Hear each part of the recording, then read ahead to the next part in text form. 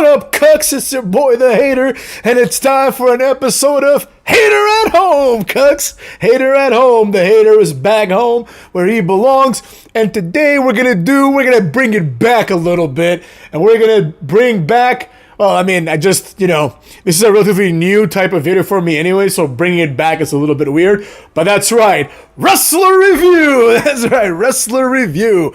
And today's wrestler in Wrestler Review, at first I was going to do it about Stevie Richards, because I came across an interview with Stevie Richards, and I remembered how underrated Stevie Richards really is, you know what I mean? Like, he's one of my personal favorites from the Attitude Era because he really stuck out with Right to Censor and all that. That's how I was going to do it to begin with. But then I realized, that's like kind of betraying my philosophy, if you will, right? Because I did say that I would do it for like the important wrestlers first. And, although I like, Stevie Richards, I can't say that he is an important wrestler. So instead, we're going to do it now at least. But I am going to do the Stevie Richards one eventually. But today it's going to be about Bradshaw, also known as JBL, cucks, JBL. So Wrestler Review JBL. Now the Hater knows that JBL briefly wrestled as Justin, I think it was, the Hawk Bradshaw, or something like that. He had like a weird name. I think it was like Justin Bradshaw, I don't know. But he had like long blonde hair.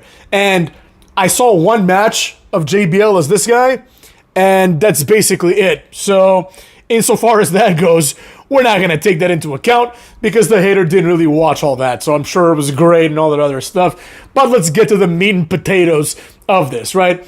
The earliest memory that I have of Bradshaw was he and Farouk being the Acolytes, right? This is before they were rebranded as the APA. They were the Undertaker's Acolytes. They were his lackeys. An acolyte is just a synonym for the word lackey, right? But, it's a lackey with some occult type underpinnings, right?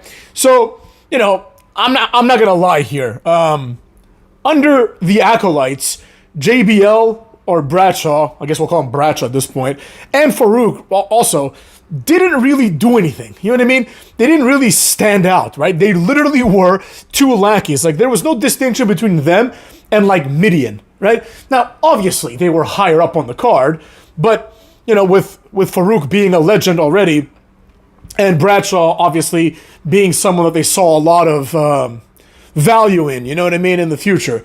But I'm not going to sit here and pretend that this was some epic tag team. They had some good matches and stuff, but it wasn't anything special. So I'm going to give him a 4 out of 10. I'm going to give JBL a 4 out of 10 with his run as the Acolytes. Then we had the APA. Now, the Hater wasn't a big fan of the APA, I'm not going to lie. I was more of a fan of the Hardy Boys, but it cannot be denied that the rebranding of the Acolytes to the APA was obviously a step in the right direction. This was obviously awesome in hindsight, right? Number one. Number two, and perhaps most importantly, right, the APA had all of the attributes that one needs to become a champion, right? And also a Hall of Fame tag team. So I'm going to split this into several little episodes. We've got JBL as part of the APA when Bradshaw had the long dark hair, because I think this is a completely different thing, right? During this, he was okay. Like, Bradshaw definitely stood out. He was obviously the better of the two, I know that Farouk is like a legend and all that other stuff, but JBL is just better than him at all the things that matter as a wrestler. The only thing that Farouk does better is he's probably stronger and he's got a better physique, but that's debatable too. So we're going to get to that, right? So, nothing really crazy here. JBL had a few promos. There was one specific promo where he puts over Texas after Edge and Christian have buried Texas. But I don't think that anybody really cared too much about them back then. They were just this badass tag team, right? Almost like a Legion of Doom, you know what I mean? Like, they weren't like, that over either, right? Like, they were never really considered one of the top tag teams. So, I'm not going to be cliche and give them a 10 out of 10 here because they don't deserve it. So they're going to get a 7 out of 10. I think that's actually generous with Bradshaw with the long black hair, like that iteration of the, what's it called? The APA. Now, beyond that, we also had a split, right? Ron Simmons became like, the lackey for Devon, and Bradshaw was on Raw, where he became like a staple in the hardcore division. He was just Bradshaw, just like a crazy alcoholic type, right? With like the long black hair still, right? This is like basically, I mean, we're gonna be honest here. This is a 0 out of 10. Like he won the hardcore title, but this was just like the brand split trying to make things happen for a lot of wrestlers. And for a lot of wrestlers, this just didn't pan out, right? Even Devon, who I think had the awesome and underrated Reverend Devon gimmick, one of my personal, mid-card gimmicks of that time, like my favorites of that time. But even Devon didn't get anything out of this, and he got like a full rebrand. He became the Reverend Devon. I don't know how that didn't get over, to be honest, but whatever. Like everybody else, like JBL, Jeff Hardy, Bubba Ray, they stayed on Raw, right? Or they transferred to Raw, I suppose, and they just were there, right? Like JBL was now wrestling Bubba Ray for the hardcore title, and it's like, great, they were wrestling in a tag team, now they got rid of the tag team partner, and they're doing the same thing. So who cares, This is a 0 out of 10. I'm not going to be like, unfair here. I'm going to be honest. So far, JBL's got a 0 out of 10 in his, Bradshaw run. He's got did I say 4 or 5 out of 10? Well, let's just say this, right? We're going to just honestly be totally cool about it. The Acolytes and the first iteration of the APA are both going to get 5 out of 5s. New score, cucks. So we got 5, 5, and 0 up in this piece. But then things start looking big time upwards, right? And actually, no. Let's think about this a little bit longer, because I just remembered that during the first iteration of the APA, we had a lot of cool moments. Number one, we had the APA. Never mind. Hold on, guys. I'm thinking about something else here. So the Acolytes are going to get a 5, but I'm going to actually boost the APA up significantly, because I forgot about 2 great moments that are 2 of my favorite moments ever. So the APA with long black hair Bradshaw gets like an 8 out of 10 now, because I forgot about 2 moments. Number one, there's like a very obscure but very awesome match on Raw, I think it was. It's Triple H versus Taka Michinoku for the World Heavyweight title. This is one of my personal favorite Raw matches of all time. And the reason why is because Taka Michinoku was obviously a jobber, and there was no chance that he and Funaki could overcome the might of just not only Triple H, but of DX and the system, basically, right? But they hire the APA, and the APA come out there, and they pretty much get rid of all of DX. And this was just a badass moment, right? So that's one of my favorite moments in Raw history. I thought that's what we need more of, to be honest. And the APA was definitely very, very involved in that. And another thing is their feud with Right to Censor. I cannot deny that. Well, look at that. Right to Censor comes up twice in this video already. I can't deny that was a good feud. So I'm gonna have to boost them up to 8. But now, we still have the 0 out of 10 singles run, the first singles run of JBL. That's just complete garbage. But then after that, things start getting good. After that, we have the APA reunion, and Bradshaw. I don't know what he started doing, but he lost all this weight, and he just looked jacked. Just go find. I think it's a WrestleMania. It's like this. It's like a comedy match basically, where the APA set up a bar by the ramp.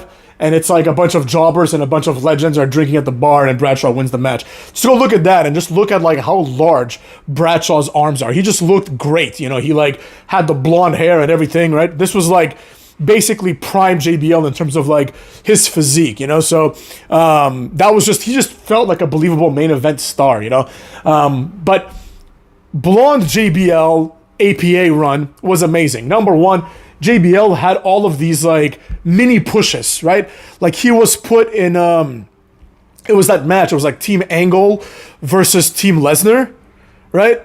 And he was put on Team Angle, right? He took Hardcore Holly's spot or something. It doesn't matter, but the point is they had some faith in him. There's that. There's one of my other personal favorite feuds, the APA versus the Basham brothers, where Bradshaw just clotheslines Shaniqua. It was just a great moment.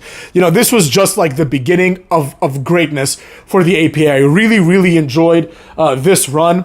And in my opinion, without this run, Bradshaw would never become JBL, because this was the run where they looked at him and they said, yeah, there's something here. You know what I mean? So just by that alone, it has to get a 10. Then after this, obviously, we have one of the greatest gimmick rebrands in the history of gimmicks. We have the meek and jobberish Bradshaw now gets rebranded as JBL. Another thing that I should note is like in the last iteration of the APA was the actual betrayal that JBL did on Ron Simmons, right? Where Ron Simmons was fired and JBL just like pretty much became a coward and didn't go with his friend just to keep his job, you know? That was great. But anyways, the next night, basically the next episode of SmackDown, he comes out, new music, obviously cowboy hat, and he has like the, you know, the JBL gimmick, which I don't need to get into that because everybody knows the JBL gimmick, you know what I mean? But he comes out and all of a sudden people start realizing that JBL can cut a hell of a promo. Who knew, right?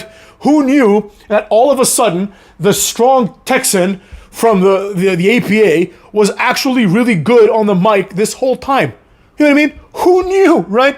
This is one of the greatest surprises in the history of wrestling, right? Nobody really thought that he was going to be as good as he was. And in my personal opinion, JBL, like with the cabinet and all that other stuff, like one of the best presentations of wrestling ever, right? It's like him, the Bashams, Orlando Jordan, and like whatever, Jillian Hall or whatever it was, right? And then I think Amy Weber was there for a little bit too. It doesn't matter. The point is, JBL as this like presidential type guy was just gold, you know what I mean? And he is one of the best ever on the mic, you know what I mean? Like when you talk about charisma and like the ability to speak on a mic, JBL has to be like top 10. You know what I mean? Like, it's like, if we're being honest, right? Like, yes, there's some people that are just very charismatic, like, you know, like Ric Flair, right? But JBL's better on the mic than Ric Flair. Like, you know what I mean? Like, Ric Flair, if we're being honest, like, nobody really talks about this very much, but when Ric Flair cuts a promo, it's like, if you understand half of it, you're lucky, you know? Because he has, like, this weird speech thing. I don't want to say speech impediment, but it's hard to understand him sometimes, you know? So, like, you have people like JBL, who I think is one of the best ever on the mic, and this gimmick was just gold, right? He had, like, this incredible, unprecedented title run, and it was full of memorable things. Obviously, his feud with Eddie Guerrero. Obviously, his feud with John Cena. But you had other things that were part of this first draft, this first round of JBL, you know, getting his push, right? Like you had like him beating up the Blue Meanie, which was not cool, obviously in real life, but his involvement with ECW was great, right? With all that being said, this, obviously, I don't think anybody can deny the JBL run was a solid 10 out of 10. Then JBL, like, basically semi-retires. You know what I mean? And after this, he becomes a commentator. And turns out he's an excellent commentator as well. He has incredible charisma with Michael Cole and an incredible presence on the mic as well, right? And incredible chemistry as well. So, you know, I think also JBL is one of the greatest announcers of all time. Like, I believe that, aside from obviously JR and the King, mostly because of the King, Michael Cole and JBL are probably the second or third best announced team after, like, you know, Michael Cole and Taz was pretty good too, if we're being honest.